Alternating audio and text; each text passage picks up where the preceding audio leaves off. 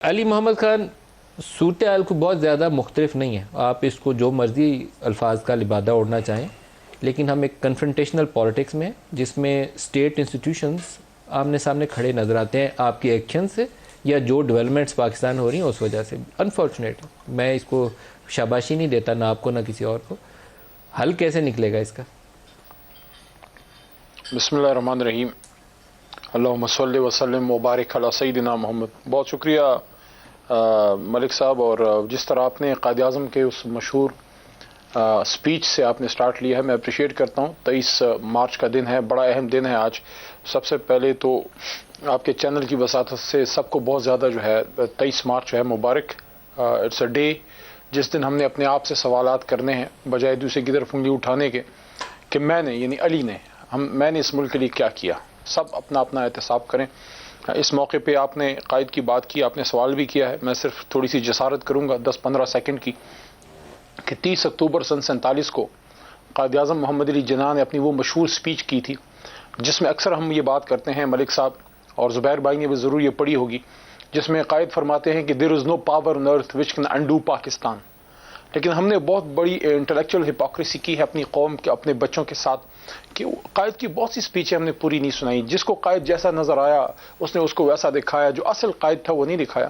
یہ سپیچ میں کچھ پورشنز ہیں پاکستانی بچوں اور عوام کے لیے. 23 مارچ کا دن ہے آج، اور میرے خیال میں آج ہم سب کے لیے ہے کہ یہ جو سپیچ ہے اس میں ہم سیاستدانوں کے لیے بھی سبق ہے.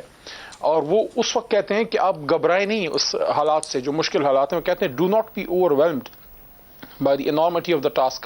There is many an example in the history of young nations building themselves up by sheer determination and force of character. کہ بڑی قوم نے اپنے آپ کو بنایا ہے.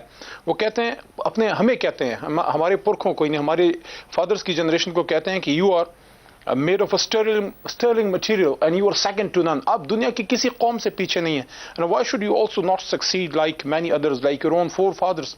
You have only to develop the spirit of the mujahids. You are a nation whose history is replete with people of wonderful great character and heroism. Live up to your traditions and add to it another chapter of glory. اور آخر میں کہتے ہیں یہ بڑا اہم ہے ملک صاحب، کہتے ہیں along with this keep up your morale. Do not be afraid of death. Our religion teaches us to be always prepared for death. We should face it bravely to save the honor of Pakistan and Islam. There is no better salvation for a Muslim than the death of a martyr for right his cause. Do your duty and have faith in God. There is no power on earth which can undo Pakistan.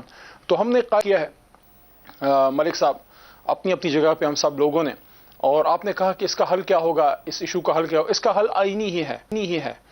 Ultra wires of the constitution جو کوئی بھی جائے گا، چاہے opposition جائے چاہے حکومت جائے، اس کا نقصان ریاست کو اور ہمارے پورے ڈیموکریٹک سسٹم کو ہوگا. ہمارے اسپیکر صاحب نے اور پی ایم صاحب نے بارہا یہ بات کی ہے کہ ہم قانون سے آئین سے ماورا کہیں نہیں جائیں گے. جو کچھ ہوگا آئین کے مطابق ہوگا. اور آج خان صاحب نے ایک انفارمل سی گفتگو، میں تو خیر ادھر نہیں تھا لیکن جو رپورٹ ہوا ہے انہوں نے یہ بات کی ہے کہ میں تو بلیک میل نہیں ہوں گا اور میں کسی بھی صورت میں جو ہے میں استعفیٰ تو سوال ہی پیدا نہیں ہوتا. ہاں آئین کے مطابق جو ہوگا اس کو دیکھا جائے گا. آپ نے پوچھا کیا ہوگا، عدم اعتماد کی تحریک ناکام ہوگی، عمران خان صاحب رہیں گے اور 2023 تک انشاءاللہ رہیں گے. اور ایک سوال یہاں پیدا ہوتا ہے کیونکہ اب کہانی بہت بدل چکی ہے. 2032 تک رہیں اس پر بھی اعتراض نہیں ہے، لیکن آپ نے اپنے خود سے ایک لفظ استعمال کیا کہ پرائم منسٹر نے کہا کہ میں بلیک میل نہیں ہوں گا. یہ بلیک میل کر کون رہا ہے اور کیا بلیک میل کر رہا ہے؟ تھوڑا سا اس کی وضاحت کریں تب ہمیں سمجھ آئے.